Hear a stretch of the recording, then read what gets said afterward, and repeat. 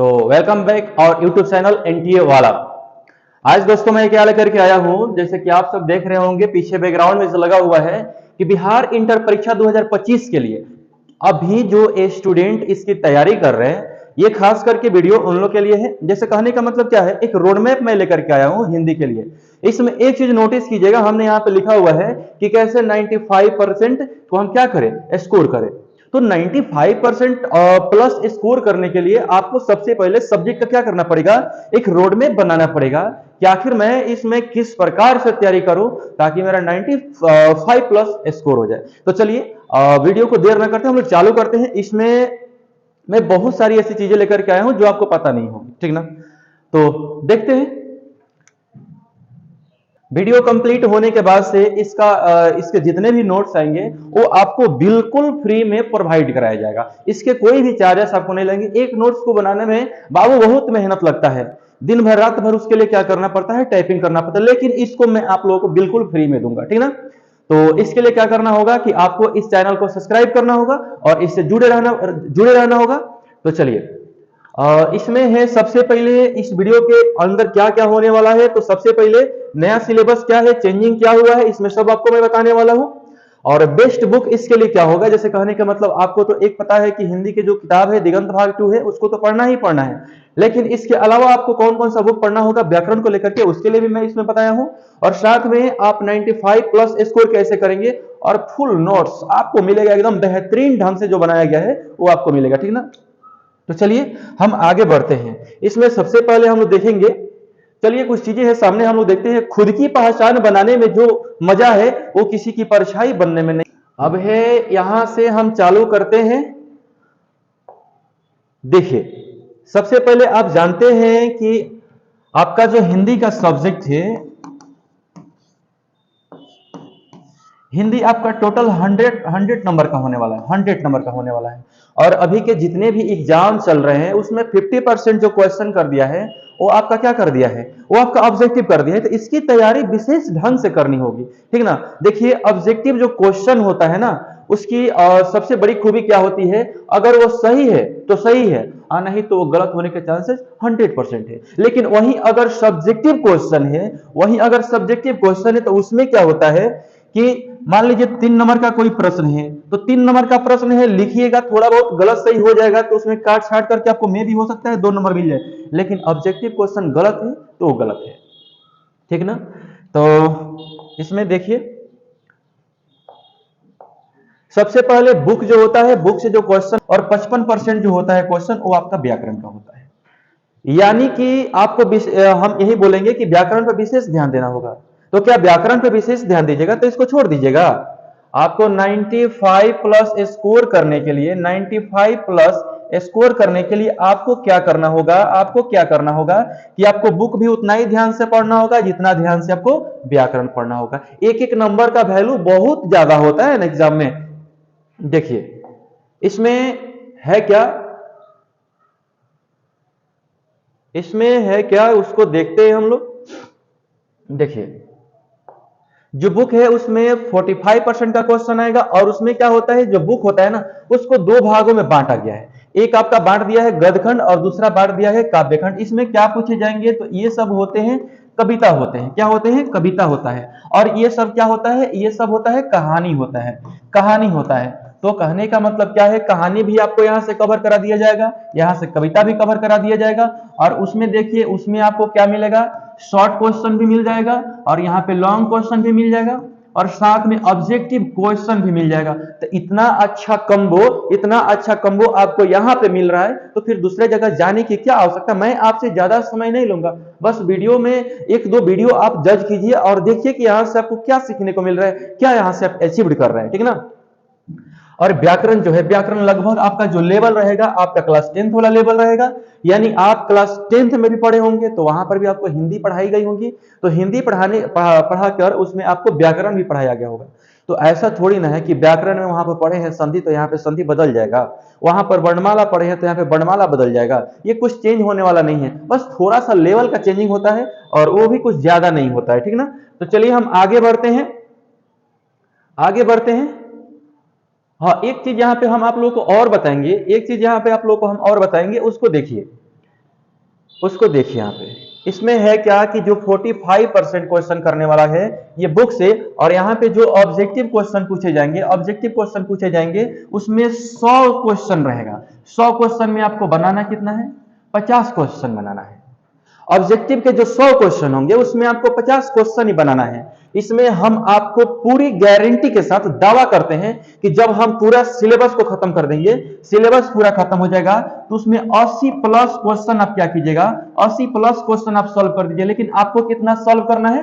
50 ही question solve करना है। तो 80 प्लस क्वेश्चन जब आप सॉल्व करना चालू कर देंगे तो उसमें 80 प्लस थोड़ी ना सॉल्व करके आना है आपको। तो इसमें कितना क्वेश्चन सॉल्व करना है आपको? तो मात्र 50 क्वेश्चन ही सॉल्व करना है। कितना क्वेश्चन सॉल्व करना है? 50 क्वेश्चन सॉल्व करना है। तो आपको एग्जैक्ट जो क्वेश्चन लगता है ना ये 100% सही है, सबसे पहले आप क्या कीजिएगा, उसी को टिक आउट यानी कि क्या करके आइएगा, उसको कलर करके आइएगा। और कलर करने का भी अपना तरीका होता है बाबू, उसमें कहीं पर खाली नहीं होना चाहिए, नहीं तो कंप्यूटर उसको क्या करेगा, एक्सेप्ट नहीं करेगा। ठीक है, तो जो ये 100 क्वेश्चन पूछेगा ऑब्जेक्टिव में, इसमें आपका क्या होगा, इसमें आपका क्या होगा, व्याकरण से भी क्वेश्चन रहेगा, व्याकरण से भी क्वेश्चन रहेगा, और आपका क्या हो जाएगा, आपका इसमें क्वेश्चन, इसमें आपका क्वेश्चन बुक से भी हो जाएगा। ठीक ना, तो व्याकरण भी पढ़ने की आवश्यकता है और यहाँ पर बुक भी पढ़ने की आवश्यकता है। तो आपको हमें लगता है कि आप इन चीजों को अच्छा समझ गए होंगे आज से। तो है ना कि अगर तुम आज सो गए ना तो कल नहीं सो पाओगे। सही बात है। अगर आप बताइए, अगर आपके पास अभी 8 महीने का समय है और आज आप सोच रहे हैं कि मेरे पास तो 8 महीने का समय है, अरे यार क्या दिक्कत है, लास्ट के 3 महीने पढ़ लेंगे ना। इस पढ़ाई से आप क्या कर सकते हो, सिर्फ पास हो सकते हो, जिंदगी में कभी सफल इंसान नहीं बन सकते हो। तो इसके लिए आपको क्या करना पड़ेगा कि अभी आपके पास जो समय है उसका सही से सदुपयोग कीजिए। ठीक ना, तब जाकर के आपको कुछ अच्छा अचीव्ड होने वाला है। चलिए आगे देखते हैं। ये है अब आप लोगों का कि इसमें क्या क्या पूछा जाने वाला है, उस चीज को थोड़ा सा हम लोग एक बार देख लेते हैं। अभी आप लोगों को हमने क्या बताया कि टोटल उसमें ऑब्जेक्टिव क्वेश्चन कितने का होने वाला है, तो 100 मार्क्स का होने वाला है। कितना का होने वाला है, तो 100 मार्क्स का होने वाला है, जिसमें आपको बनाना कितना है, 50 नंबर का ही तो बनाना है। और हम तो आपको बता चुके हैं ना, मेरे पढ़ाने का लेवल ऐसा होगा कि 80 प्लस आप क्वेश्चन बना के आइएगा उसमें से, मतलब आपको आएगा बनाने, लेकिन आपको बनाना कितना है, आपको बनाना कितना है, आपको तो सिर्फ 50 ही बनाना है। ठीक ना, इसमें आपको सबसे पहले निबंध पूछेगा जो कि कितने नंबर का होता है, 8 नंबर का होता है। वही थोड़ा सा मतलब ऐसे वगैरह मतलब लिखना होता है उसके बारे में। ठीक ना, तो इसको हम बहुत बेहतरीन ढंग से आप लोगों के लिए पेश करने वाले हैं। ठीक ना, इसको तो बता देंगे कि 8 में 8 कोई काट ही नहीं सकता है कि उसको कैसे, देखिए लिखने में भी आप अगर सब सही सही लिख करके आते हैं, ठीक ना, अगर उसको सजाने का तरीका नहीं है ना, तो उसमें आपको क्या करेगा, 8 के जगह पे आप मान लीजिए 7 नंबर दे दे, 6 नंबर दे दे या 5 नंबर दे दे, तो फिर तो समझिए एक एक नंबर का वैल्यू है ना। यहाँ पे हमने कितना मार्जिन किया है, मात्र 5 नंबर मार्जिन किया। हम तो बोले कि 95, लेकिन 95 प्लस की यहाँ पे बातें चल रही है। ठीक ना, तो एक नंबर भी खोना नहीं है, एक नंबर भी खोना नहीं है। अब उसके बाद से आपको क्या पूछेगा, व्याख्या पूछेगा। तो जो कविता हम आपको पढ़ाएंगे, जो कविता हम आपको पढ़ाएंगे उस कविता में से, उस कविता में से एक व्याख्या पूछेगा, सॉरी उसमें से 2 व्याख्या पूछेगा, जो कितने कितने नंबर का होता है, वह 3 नंबर का होता है।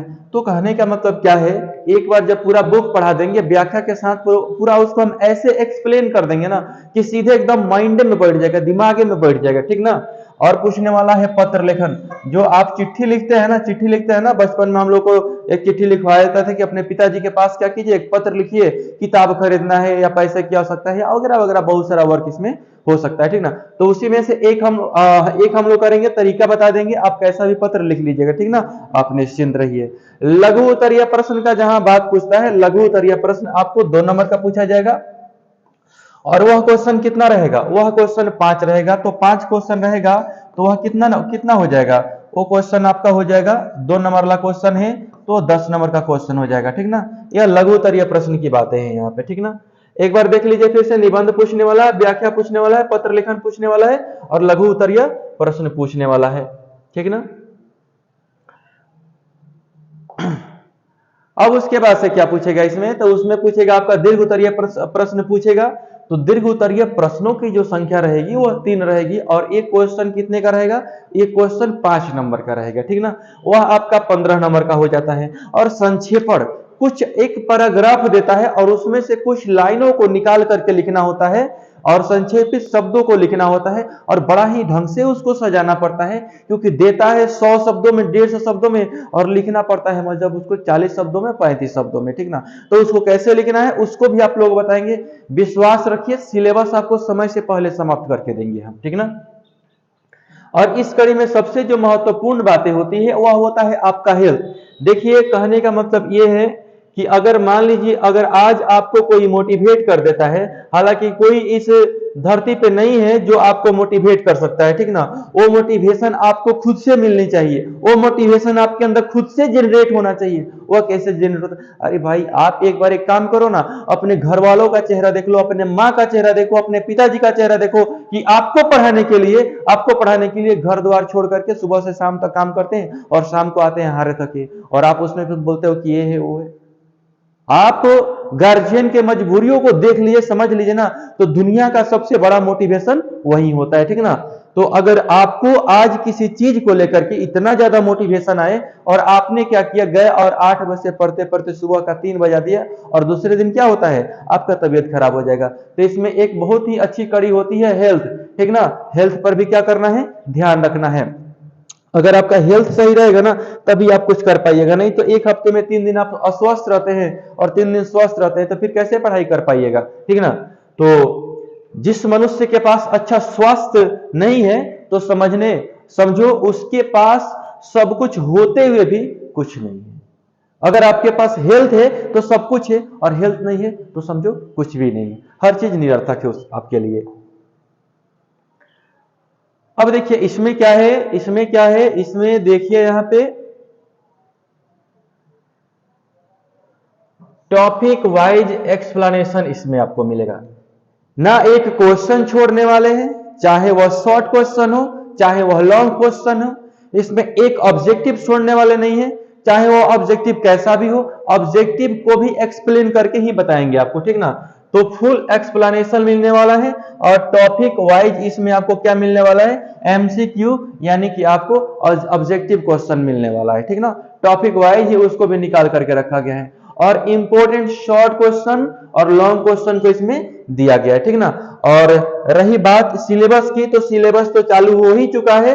अब इसके बाद से हम लोग मिलेंगे पहले चैप्टर को लेकर के। सबसे पहले हम इसमें का जो कविता वाला पार्ट होता है ना, उसको चालू करेंगे। कहानी तो खुद ब खुद आप थोड़ा बहुत समझ करके उस पर काम करना चालू कीजिएगा, लेकिन कहानी को भी एक साइड से लेकर के चलेंगे और एक साइड से कविता को भी लेकर के चलेंगे, ठीक ना।